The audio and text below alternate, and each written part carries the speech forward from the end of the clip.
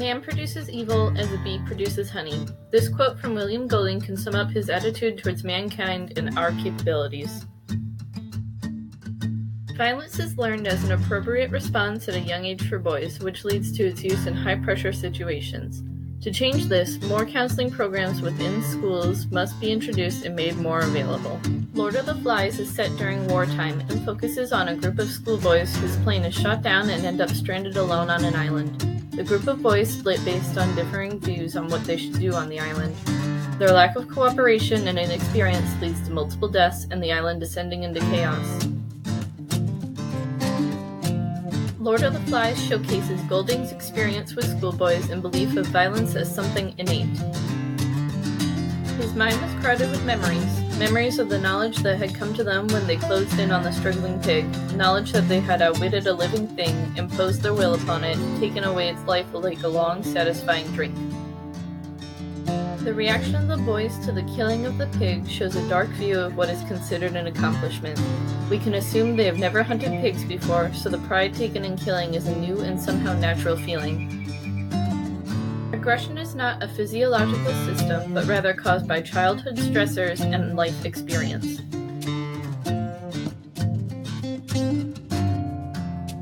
Men with the aggressive version of monoamine oxidase A, also known as the warrior gene, who experience childhood trauma and social stress have trouble controlling their behavior as adults. This means that although every human being has a version of the warrior gene, those who exhibit violence later in life are also linked to prior stressors.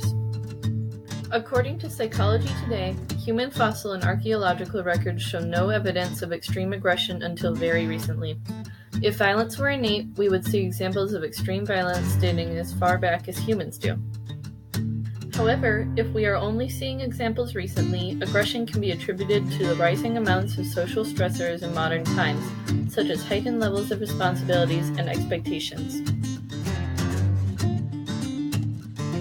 Male aggression has a background in historical forces.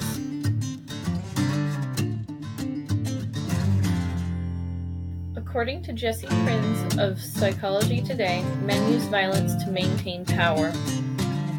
When violence arises due to wanting to remain in power, it shows that the motivation to use violence is due to fear and stress, rather than simply because it is in one's nature.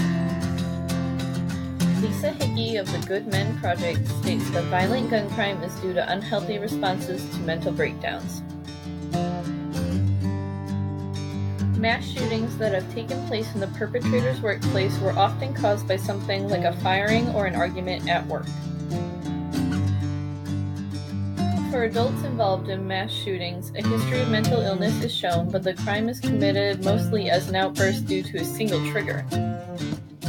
School shootings perpetrated by students of the school were often motivated by a mixture of the student coming of age as well as a feeling of loneliness. On the flip side, some argue that humans are simply born inclined towards violence. Megan Sprantz of The Digital Voice argues that when given the opportunity, men will turn against each other, such as the participants of the Stanford Prison Experiment did. During the Stanford Prison Experiment, ordinary men were given the roles of guards and prisoners, and their conditions were altered to simulate the power that the guards had and the emasculation of the prisoners. The men assigned as guards, supposedly just because they had the ability to, used their power to abuse the prisoners. While possible that the guards used in this experiment were abusive just because they could be, there is no way to rule out the possibility of previous aggression-causing factors.